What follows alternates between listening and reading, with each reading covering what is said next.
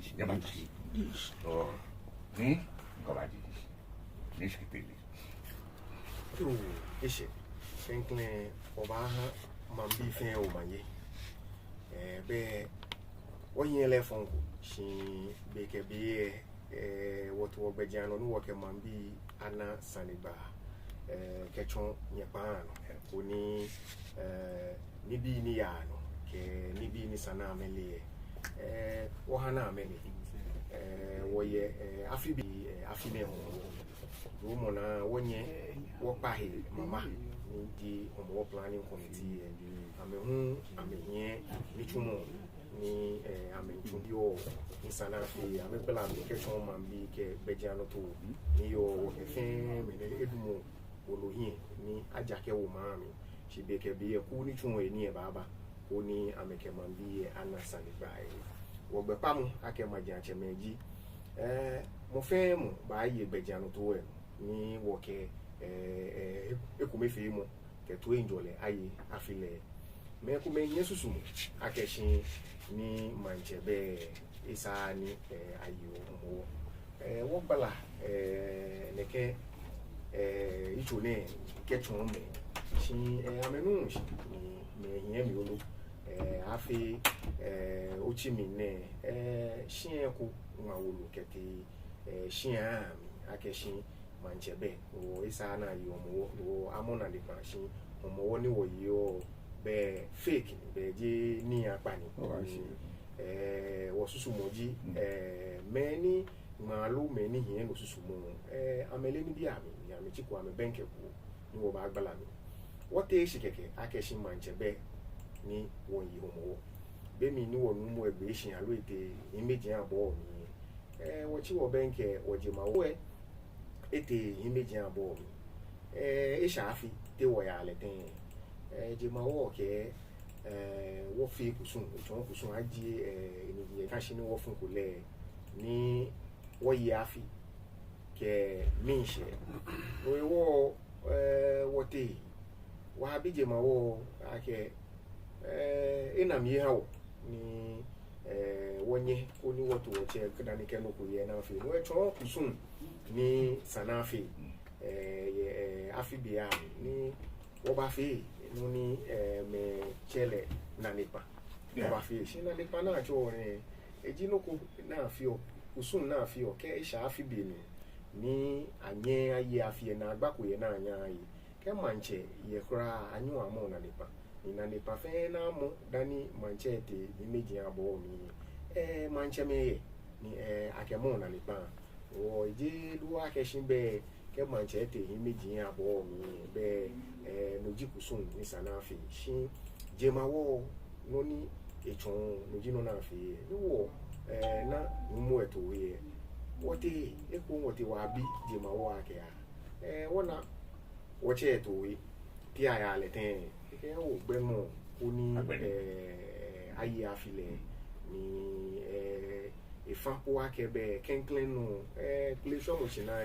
wo fi le wo ni wo to mu ese o mo wo kenklen wo ye pleasure mo china e bo ni je mawo ke wo fi le wo no ni je mawo ke no jino ni wo ke chun ni manche ba anya yin shi je mawo po ba aka ke nuku iwo aka yi afi ke je mawo yi wo ba yi wo je mawo ni ji la pan ile tele wo le gbeje anu to no so wo yin dunwe o fa de ni mankalo ba mi fi o ko ma bi no ko ya mi ta ni aglan ko ni do ba boni nyami no awi ona kan boni amekwa keshi manchebe shi nojisani akaya ni den nojisani wasana bo bi do ba plache manche try se me onupa idomoshina tole yes o wonu otole be obe na kan egbe no ni je nyoji je wo somo na akesha kato manche je wo somo na akeshi akato manche sani kojomo yi in the court ye dodowa sani kojomo yi mi danyo mo sha akeshi akesani mu eti kojomo yi boni ba fe ni anyani anasani na ni ka afi to mo me kome eto manche menyo keten luke tu enjole bang Shiaboni Sania Kujumoye, Wakusuni ha, and now you are guessing La Mejuo, no tablate, Wapa Femo. Nitema Pitani B, Niba, Bana Mele, Kusumi, Afio, Nikaja Metiaka Pemoni, Abiame, Yambani, Ambajina. Ewo Yajan Bele, Wapa, Mofiamo ye,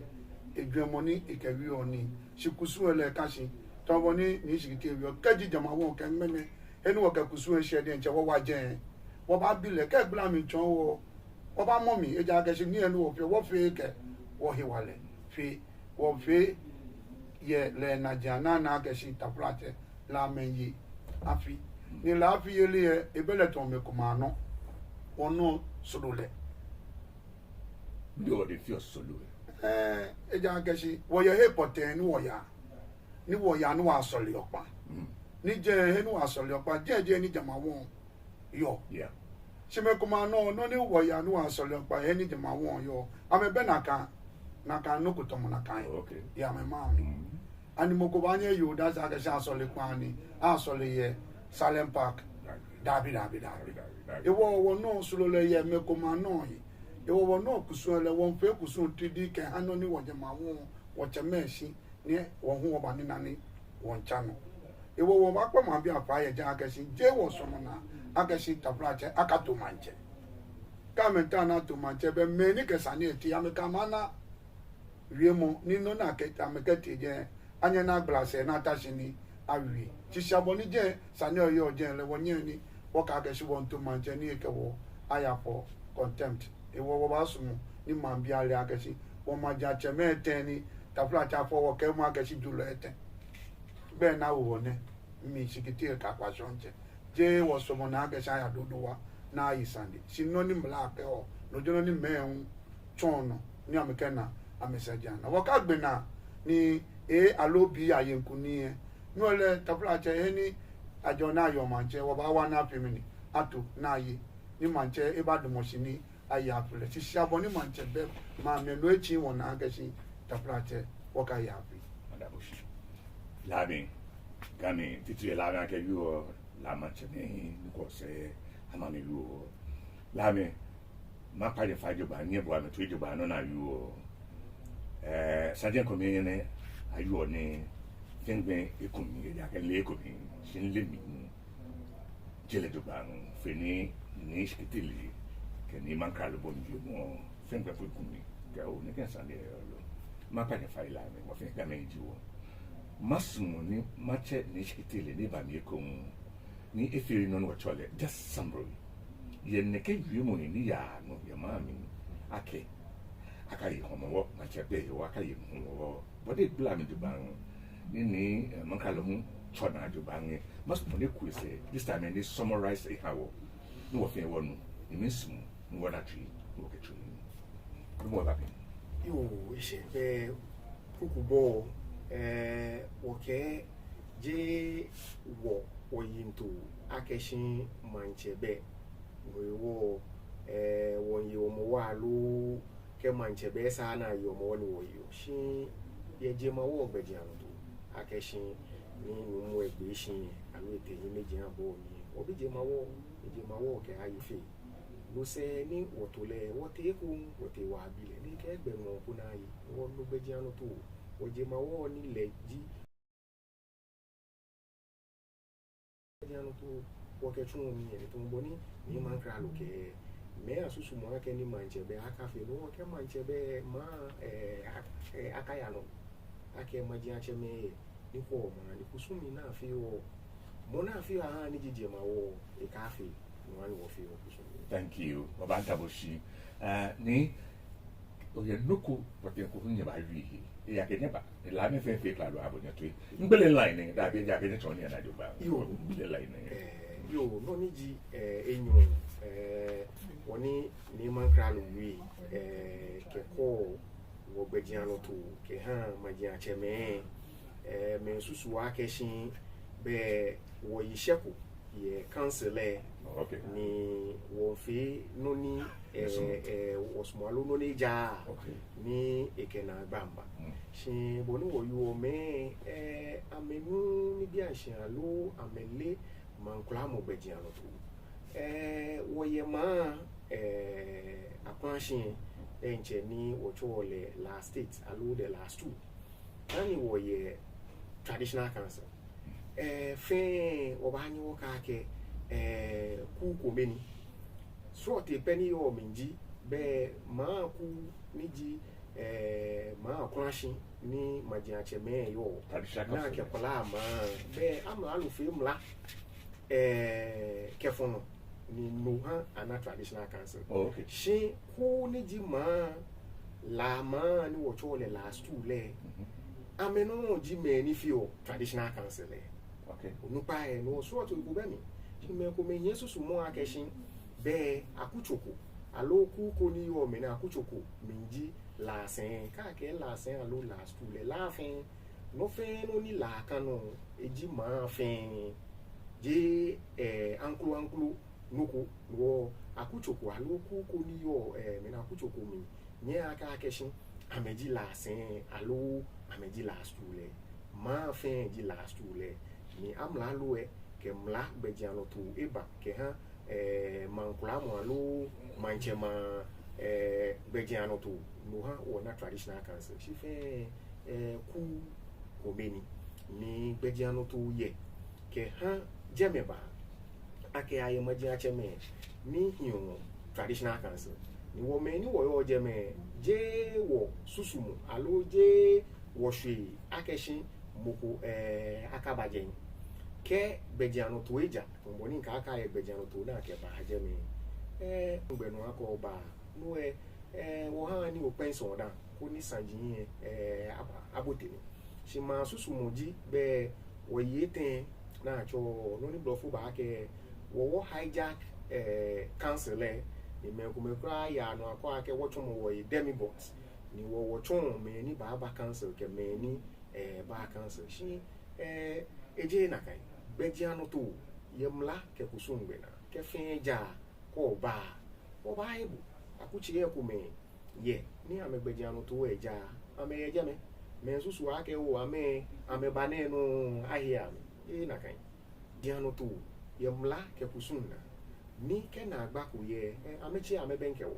ko ni wo botemi ni wo bla mi ke chon ami ni boni sana ya le ni ayale shi je wo susu mona ke wo hwe ya ke shi moko akaba council ni no na me ko ake wo yishe mla alu mene chieftaincy act ni akekula traditional council le echon me aboponi eyi council ake no ni blofo ba ake wo ye minimum number shi beke be me ni oje me ame chuno ni wote no woke ake akuchi ni na agba yo ni amebe na dan lo ye je me ame ba nya me ke acting aba wo hio acting ke saneye ni abotemi ni me na agbeku na akuchu e ba nya ke moko abada mo ame na ni ji acting ni no feno ni ba ya no e da mo ame na ye council ke mana no wo ne ke ibene ni he ni sanjin yo wo hani ameli akene ke be jano to ne ye ni je ni wo fe ko eku dan afi meba council as acting ahun me ni ntashi ne dana ba to mi mo ni yo je me acting secretary for about 7 years akuchi awele acting akuchi acheme wo watching mukuna kula keshin ekaba council ni wiemu akeshin wo yishe no enu je wiemu nija eja ake be ma de sanele be fen bi ba she ni gbe hiku ba kan shi ken shi wo hani ale ake mo fen mu ni sande ye me no kucho mi o ba nye no ke acting aba ame yu ole won ake council be members ole no na me da mo be akeshin a form ko judicial committee no bi sajin ye ni wo asueko wo in for no bejiano to we no machine the moment ni me aba register pe no gbe ba ya majin chema wo lo emi National House of Chiefs pe member jibo ye council shi ye nichumo bejiano to he wo ni mene judge ba suwe duomo na wo me ni me na register abaso e Oh, I see. Want to bejiano ni wo ba tuni wo ni me you akeshi wo cancel le den che ameisheku amebe member say no eja wo mo fe mo ni no ko shin echike benke wo ni mla ke kusum bejiano to wo ke tunu ni da je keke ni wo ba da no ko shin echike benke wo ni mankalo efi ake sanya ba ne yale tamani bi ma ni le di be question le mi kwa ne ke fini ni skitele ba ni bla ni bole to eji ba ni ko betu yam black na ebejana to na mi no no ni wo shishi no ni he wo ni me wetishi na me da bi shi ne ke nyama bi no shifi body le ni skitele yi masmo ne bo ba mi ko nke na charge you ko no ko afata here ke fata here no more bear in mind akashi no ni me you on against you body defense ko no ku be no ba na le pepepe anokwale body defense ko wo je mo fia mo ba no wo chichi okay ko ne ba ben ka bo no ba bla mi o han le ko la lo no ne susu mo ke no ne gbe mo ko le no o ko un le hun e ba nu e shi ke amewiwa ke shi wo ise ko shi won chuma eni mo ko pe ko wo lo ko ke shi ko wa ke shi wo ise ko wo bo mo be egbe ni o chuma eni dromo na ba kan o kita ke no fi anu oye ten onye ni o form judicial ko menyo ye wo ten ni o dromo na on to ame egbe jano na me akọ ame wo lo ni register me ka gbe na me o kusun ni o ka fi ame pe oye fi enu mo ke no le o ba anya ni o ta shi ni neke bi ke ene me ni yo akutu me wo ko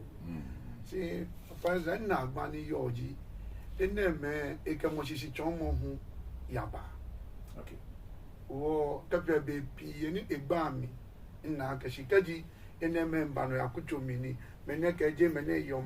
akutu je me ne yo e ke mo sisi chon mo yaba ne ko bi ni ba po esa ni ne ka wi mo ne na ka ni ba ya me to yo ka wo te me kumle wo kun wo ka o akwa ni etalo afolo kwata sini kan to ke kan ta do bo na yo na kutu ape ni ene etofa na akwa ni ajaje no wo ya dodo wa ne afi enu mo mi alo mi ma won ye sha afi ejo ni wo abote mo wo mi ne won ye wo ya don wo ba yi mo wo gbe na dan abasa achesa ni e wo bode nche komo akeshi tafra che abo nsani ne afi edwemo ya be kuma no ba ya ke olo ya no yen hu ke yesani ye ikuwe ni ba be sani achi ato cheme ni tashi na me yo sani e keja le no na metemu ko hu ichi le esani do atash aya no ni aye sani e ye bi egbe ibe mi ninu hu ke sani kukuru baba e wo ba pa ma bi apa akeshi wole akeshi bebi ye ni manche yele kelumo yile le atioshi awo se ke otesho wonu hu ko ken bla eko iwo amekwani na kan bi akwani wo jaje nigbe ni acho e ka ba ka shi mekumeji meni ha ni awo manche papa is a mitam no kon mitam awi sini ntama karo jimi yes sikitene yes sitapla che heni awo ye no twa ga shin abi ame ye no hiwale chicheme ni wumie ama me yo mi no hiwale tishi cheme na abi manche aba ya weku emo okay shaboni weku ekemie ha be iye mbe weku achichi don ye cheme yeah asisi yes yeah e won weku menya atesi na me ka ga mi ye oboda dai ji okay ona bo la thing e ja ke man check money okay right e wo ka ji nton le cheme ba ni weku ale akashi o ye bilen ni kele hawo e jingle no wo ni kele afi ko me no wo pimini wo jele ye ni te ga akashi ba jana to yes e fi won ya all right thank you e wo no eto akashi ni ayo manche ye be ka ye manche ye be man bi e ne hwe tapra je me ko me ji ame kajina kamambi be bomanche uni oyo obe tomonu tumo ke director ni we ke se be tebro tenu na be no yo director o ba pa me pa ya ke si he na me yo manche ye ma fe ji se na me domo ma na me ke yo manche ame ha mambi wo hu won wa manche boni ba fe ni e manche ye le enye ni eyan ka wo be mi eyi ni wo si mi we to fa se wo ka wo ye mi eyi yo ka wo si mi to fa e ja ke si tabla je ke me bebu tabla je yitu me boy onye ni otuni ni oyo yin wo ba pa ma bia pa me na mi ame ha wo e ja ke si boni gbe che mo yi o ke ni bi ni ogbe fite mo ke ni bi e ya un e na baba shi e ja ke si o tashi ni o ko nge bi bo skanu le ko ale ni e ba gbe ye to age si wa ka wo o ya won si ko si awo 300,000 ha bo yo ba ga si o ka anye yi ya se ni tabla che ke ke fi o kele te be ko nye me yi ko nye me yi po ka me bi bo no na ha po ke ke fi sani ko kulo o no na me na ko ke no na me nu ku e ame pa no wi mo ni tabla ka me awe no kwa shi wa me ba bo temi na ame na no kwale ni yo ababia ya na nyebo no ikagba na mabi kama sadi ko belo nyo ko keke ninka fene doko nishkitele mambi nnu ni mambi yuake la mashpojin trade fair ke ni bi na fe je ni hisaniko ne ka ye na me bi ke ni ko beto ni fi analysis ka ke aga no ofane de ba just got 4 or 5 minutes ago okay ne ke shi konti na yuo na ke tele on ya ke ne le hego na fi ne ke o ni la trade fair o ni la general hospital ne ke no ko ofane ba yo wishe eji otipo me yo no ba shi dani maya macho ni mankralo wi mo na man bejiano to we akeshin je wosusu mo ke wo hwe na ji me akaba cancel sanjin ni yo wo hie na eje me na akuchi ya mi eje akuchi ami akuchi bi e ko me aka atomoku muku ke mo ni atuo jele jimuni sanato ni echom lagbe no ekesa ni ba fo wo hie na yi wo ba ni mo fe mo apensen ni akwesa ni na yi ke amenu ame wo nshi ake wo so wote wa atashi ni neke jibo ni wo mole ni agblasa ni ese wo be na agba wo sanjin akuchi ami eje hey ni na agba yo eje ame akuchi ami jewo ni ayekusun kemla gbejiano to ke ha manche yili kenu eja ko e be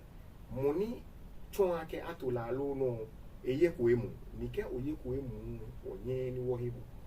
me susu akeshin akuchi ni to ame gbejiano ni ameke ameba ha ma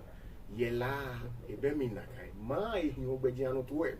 no ko to gbejiano ni ma hebemi ni boni sana yale ayakule kusum gbefa oye ko emu ma anye mo mi ne ke bo achu mi woke wona ji mamo shin ni afe no nija ni na agba akaba eja akekeje na kan abato maji achemenyo itenye he ni se ne la kuwe ku ato maji achemenyo ni ake hinchwa ni ke woke wona ji mamo shin kunwe e ba achu no kokuru shin akeni wonye mla ke kusun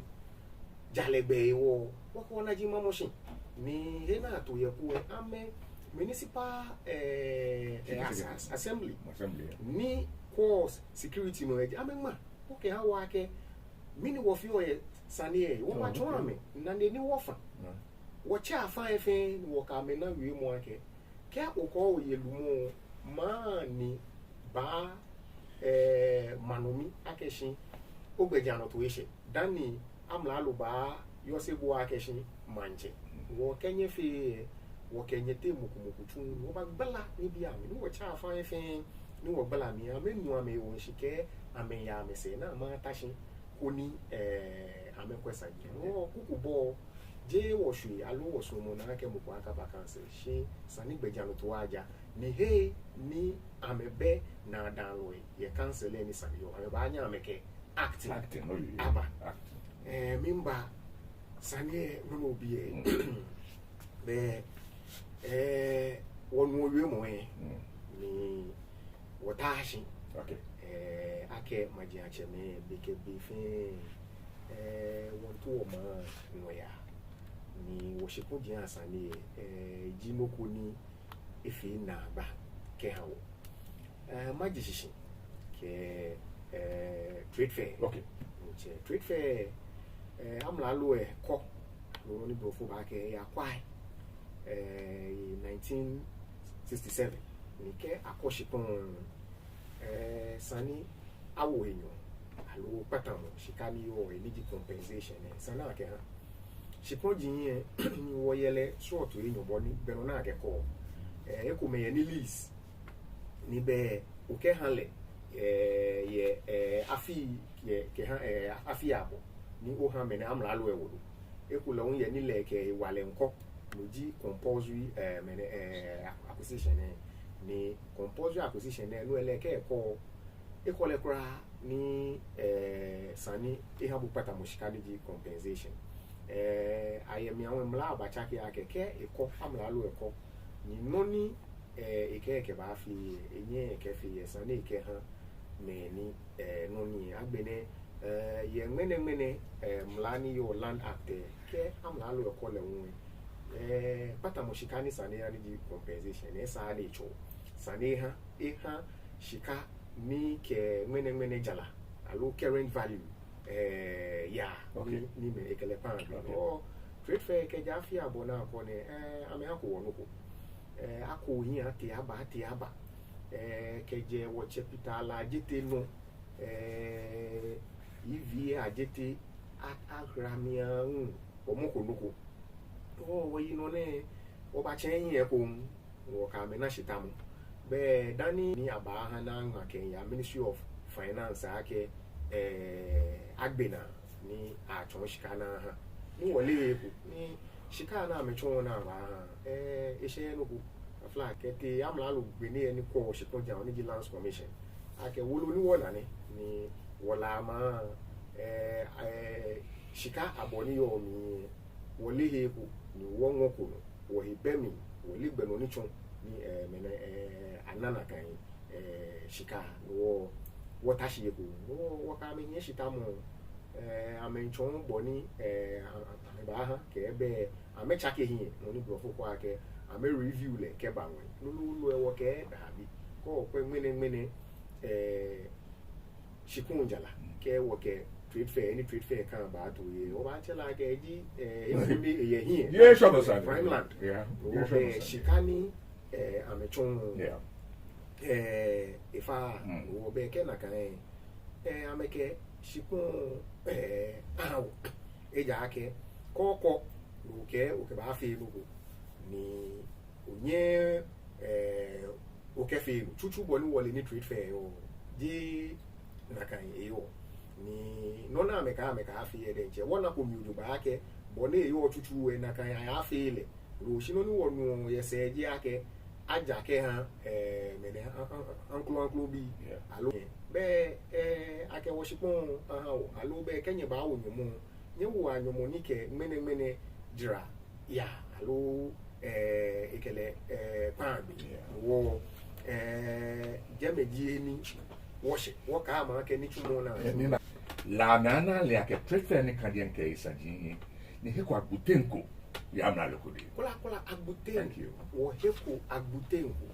ni chumo na chumo eje wole ko tumboni nke wo ma mewojin shiabo akeshi amepa ni chumo eje ake mambi esusu moji wo fe no ko shi wo ka ame ake amepa ni chumo bi kokura wo ke ladma ake ameka ha me permit ni amechumi wo ke assembly te rounds wo te wa ke me ni chumo ni ake amepa lulu amepa ni no ni ya no echon bule eja ake yegbeji anu to na ke no fe no ejapo ni abaje ni chumo nshin ni ke maji ache me ta sure ni afi okusun sure abanshin dan na ji oni chumo no ni ya no mo ko eba ni na ko wo Africa kusunku ni afi no ni wole ni ake pata shipon hi efe eje nke oto atunje me ebe me eku ni me ni kan gble line ni ya wa ba sa no ba sa ni ni ha la me e wo bodo wi ake ni efe tamo abu manchamele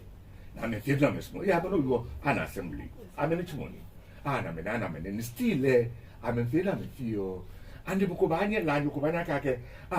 be ame wale fi manchamele lo fara ki mona yo ji no ni mo fe mo ba bi no ha ni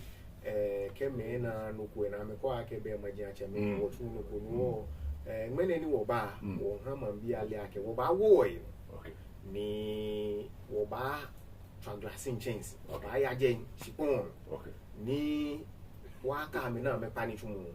je no ko ni wo fe le ho chi wo nyemia ka shi be mi ni amashi ye me ba pani tumu ni no ni sa ko ni afi wo lame ni ke magia cheme wo fana ni wo ma wo ba fana ni thank you ba ni mu aya mami wo ke adafi twa chojin ba nye ma ni wo hani mambi ale boni bejano to e wo ke be mi na ba ya ka ya mo fe mo agbe na ya yes je trade fair pe si wo si konjin trade fair hey ni me wi ake hotel say na ka ya na ya ho no hu wo fiku no ko ye hotel say ameye trade fair chipon la pam ke la badi beach hotel wo yo shitamo mi wo ke ake no chipon jin ake ha wo dani yue mo po ba je to ake ahon hotel say wo fana ni wo ke lands commission bi ake jame chipon jin ke be Africa Lake ake ha wo no e po wo ka ake pay wo compensation shi ameke wo chipon aha wo no ni me ko ake wo homo na ya ahun mini wo fi o no ne ke amla lu gbeji ano to ni wo gbe pamu ake maji acheme amla lu e fi no nija ni ke na agba ko ye ameha ni me na abote se bodo wi mo tun ake sin ame fe no nija na me le no nija fi mu na me fe wo no wo shin ni wo ba ti egbe ake hotel say ashipon la ma ashipon ke akenchuni na ise ke meti je ayo ameshiga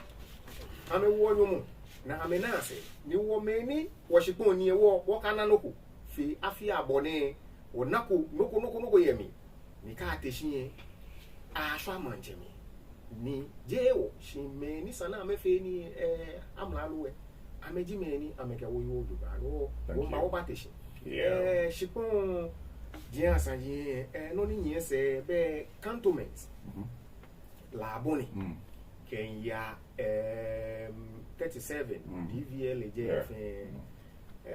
bejiano na to we je ake ha me no wo hebemi because moko fi video ko ke be wo ma ja cheme woti wa ho ano kali ko be ko be ni bi afe ni amna lo e fi o je me wo hebe eku mi moko ha ko wo agbute ye eku Bemi wo lo ba teshi cantonment la boni ke DVL 37 shikojin ni akolona ke ha me ke prisons le hu me ga ka ke ha ni majiache me mokwe na ho lo chon akeshin echon bule bemi akeshin abatu man shikon de bejiano ni ahako shikaku ye na ko amralo ewoku wo no cantonment ekume dairy farms akọ for dairy farms ekume for akeme na Hausa reserve kenye ko ni noni nye ka afi nye ke dairy farms ebe no akeba afi ni akeba le ko lo yi na akefe no ni ehin ife mu ye ka mamotun lo mi amla lo ni chulo e yo titiri onupa e yo shibi ane onupa ni yo ministers directors ke judges ke chief executives ni yo no tuya mi ajia me na ke ha me ne anklo bi ni ma bi e tashin ni akebule ko ke wo ku ha wo lu wo ba te shin ye Okay. rumai Okay. wo ke asrafo ye le un nye inu fi o wo yin ya fi e ja ke wo pa agba ke asrafo ye ame gbejianu to che ni ame yomla no shi ye enengle no gbenu na ameji eja ke no fe no ni sanafi ye shipon ye afi wo ma yin lo wo ba daleshi akeshi enye ihana atwe ni wojinfe ni sanafi afi ma yin lo emanomi ihana afi wojinfe asrafo ke amemegbe ni wo ba ya shipon wote jen wote wa fi kusumbe kuwe ameba yue no neja shi wo mwepo wo shi enu ba te wo ya ni wo ya wa ko wo shipon ja ke ye mlagbe no Thank you. eye wo gbe a Thank you. ni wo gbe panu ji ake ma yin lo ka me ba yue ni ame panu na me fi ja ake eshi omla wo bo ni wi asrafo ye wo gbe panu ji amegbeji anu to hiache ni akana na agbako ke wo ye asrafo ya mankura mo bia me ni military rule gram lai no soja alo military nyen e ka ke shin shipon Dabi. ni ji wono ni echo bule Dabi. echo bule ke ha ma yen lo ja leji commander in chief no ke le approve noko ni e appointee monefa minister ke CDS na amechu ni ameke amepene echo bule ke ha ma yen ni cho amebu ma yen lo ni moni ebu enuncho Fanade. wo ba fanade wo ya You see any good baby. kula Hold there. E kan ba pa gbe mu akeke la ma mi efu. Ye sanji na here. Ame egbe na me ni fun. no mo wo egbe ni wo Thank you. Thank you. wo ya egbe Thank you. ni mina agashi la titrie amla loe ameye wa mi Correct. ameye wa mi ojoba na mina meye eyan nya mi fiwe ewie ni mo fi amo enu E go na jo ba ke. ni anuko no won fa wo bi ami we ba le to mo ko we ka wo bu mama be won wo bu mama wa ta se flo ni wo dwen mai wo susu mai nye ni nyumo nene wo nye mi wo te pe I see you. nye ni nyumo kai ko ba ta si wo si ani wo si wo nye no wo te ye lai ona papa za ka jo ba chu ni chumo no ba chu a bo sin le point ha me bo no ba chu ni no ya mini ko yo yi akashi point ha wo si point me ni bo tabla che awo bo uniform ni oba no ba chu ni ko be she oba ya mini si point ko yo ya akashi do open jo ni si point ni jo ni kan so si point ni si tabla che ni chumo ba chu ani na kaga fio man ko ko melo no no tell me ko me bi one ani ye ko be manche me no na ka fio wo ani aka fio amena Go me no na me feel that to you. mi na wonye me huni yam la lo mi pa wo ma taplache wo ga mai ni bi ko me ti no ni wo chi ma gbe Oh no, well, then le. chi me ko me kula be ni won fa wo chi pon ye ga me ko no ni yo am la lo mi ke taplache akela ma chi pon ha me mini ame afi Ko wi fe. ame hu ame wa wo Nishkitele. Ni man kralo ma fon ene mamu. Ko ni enyo fe enye mu na anye ha wo. Mo fe mo mbolo na mi neka yontri. Ya ga ni di money na abuwa. Ake la General Hospital. Nye tashi ya baku. Wo ake ama. Koti neke wo ake neke. Sinye fanye na ni. Mini kwa nye ko ye la General Hospital le. Yo ofa ni kan ba start ko ni nishkitele agbe na wo.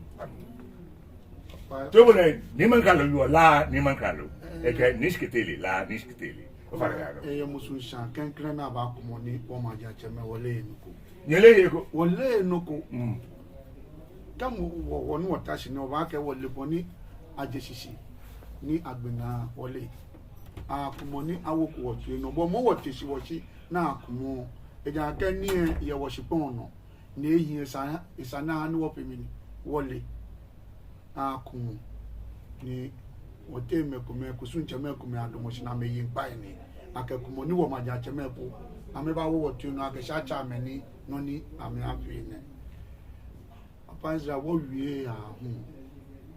ise ko de nche wo ke wo mawulu an ma ke wo de nche wa ta o me ni ba fi mi ni ameba ma investors abafi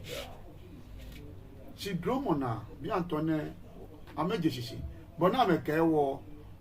je na kanji boni wo na le eja wo ti je ne ko kura me kan ba gbe OPD na no ni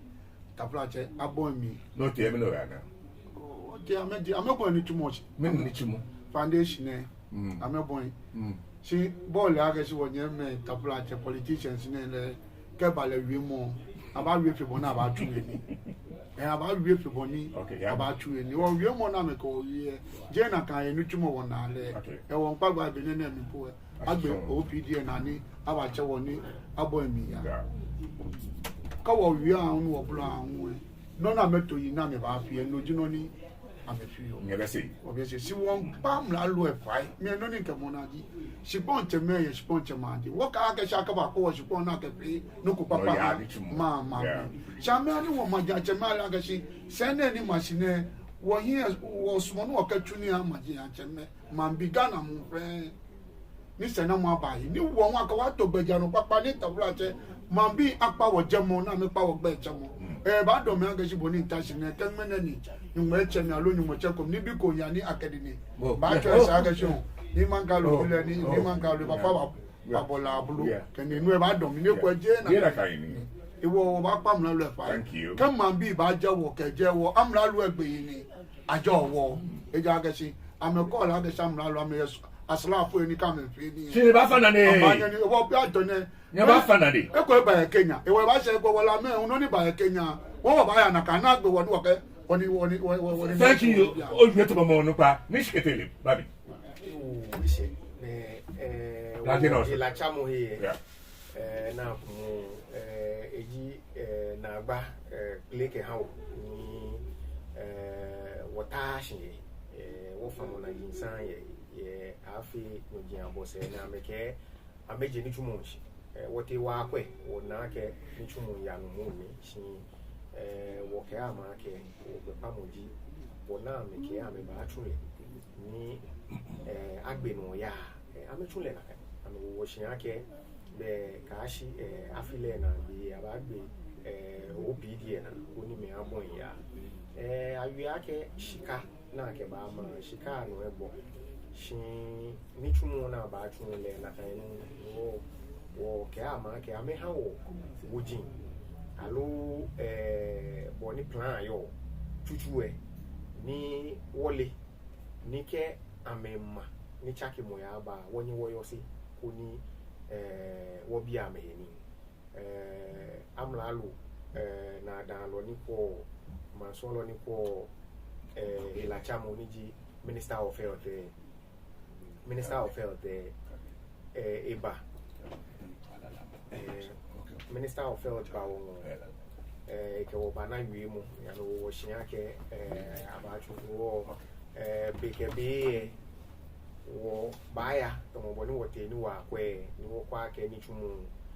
ano boni wo pa agbe lu ke ya ano boni wo pa agbe mo wo ba te shi ni bi ahe ni ke wo yi ma mi ye glass in change try mo be ba wa wo to ba no be ba handa ke lele nje nyata shi flow shi nye hin do ya be ba wa fe do ba o ba danish ya ani ke yo mo pa oye gbe no anye won pa ma bi apai ni me ni sheli o bi o blind ko blind won pa me pai ko o ti choba no ahe choba o yi o eje no ni o yi o ke ya shian ni we ayi ewo kaji ame ahewu ame ka ya shian na me ashele eje na me ku ma le agasi no na me fi one sha me ke wi shele mu akaba mantele mi eni wo ma ja cheme wo shi le heyo one boy modern one wie one fame no fiano sa no pe MCN wo kala wie mi ka shikite ka kwaso cheje police ku eji wo mo ba mo ma so wo ye me uni amenu tumo ni na ka me wo ka na ka nu tumo ewu amede e won pa ma bi afa akesi jeni ni wo chu eni won chu eni e wo ka ji no ko ni mi won pa me pa na me wa me bi asra po ke wo mambula ga shi mi na me hu ame fi oye shi boni gbo kegbe na ne wo be kanu ni man kalo ni shigitele ni man kalo ni shigitele ni tapla jene ke won papa ye shi ba mi ye je ngbe ba me wo ba shi won bo mode won sha shele wi ye ya fe no be ka me shele ba afi ne hu ka fi ni ma ka ni cheme commentation no cheme onu kwa commentation ya his garage ame wa me shele wo ka bile ke na bile na ya ho ba ni le me atun ye ni shi ba me ni ba chosi ame afi ni achosi ame ha me la bile alo na bile ya ga shi no ni e bile fi ono ba ni nyemu ewe na ewe mi ni bo mu e jabo ni bile mfi na mi ni ko yo yi mi bile mfi na ko yo ewo eko me hunje follow eko me hunje follow ka tabla jeni ni jibo no shele la no tumini ahe no me ke ba ma bla ko ni na fi yo waka ya ba pa no ya paper radio le wa padà e na wa pe na na gba to fine boyan ita we shele mo ike ni eja na gba eja ke eke no ya ba fitemu eke ba ni yo mi amedenche amenna boni ame shin leke amegbejiano to yo ya ke file mo ku bo no ke o fe no ni ke na gba mba ke o fe o ba yo si amegbo patu gbeke bi ni ka agbo keke echun jamashi mo na jola toy ke ni ha me na agba ha me ke wa tun je ko na men adisa hin lenjo na ke hin fe we shi lulu efe wo wa ke maji acheme ure mo ke chon shi me ni mla yo amedi ji mla ebuno ame ngo be pa moji amechun eni ni ji police fu ke me ne assembly amechun eni no ni eba no elaji akala he ni ji achele ni court me na kuchi ya mi beke bi awo attaching we ne ke shisha ka shi je ba achele assembly ateshini ne ke mani bi ekunfe na won fam won to gbeji anu ye wo me na akuchi ya mi ni ke mla ebulo chunwe ni wodenje oba fa mo na ni oni no ni sani wo chunwe la me ame asafu acheme lo la me asafu acheme denje ni na me chunwe ni wo ka me ewi ame te me ku me ye gbeji anu ni wo to wo ni akekun ne keni ne na me ku me ye ni dájú fọ amesi o jama ke yin o ma ni wona ke amepa isefu shi wo gbe pa mo ji ake agukula ina ka nu kwa aka ya shi me ni shele o week ni bi e ke no ya ba amede ncha me na gba ina me ku ni o ma mi ke politicians amewi amehi keje ne ke ma gbe me na me susu wa ke be ame need me allo me hia ame ni ame ketun ame ni no mo fe mo ni baba ame kelen ya ke we ya fe no ko ni mo ni e ko chofa e shele ni bi ni ehin kan le shulu ba leji mo no ba chu mi wo kui ke politicians ame kana kan be me apani chu mo ke me wi ame keja ame pe na ame na ke mo fe mo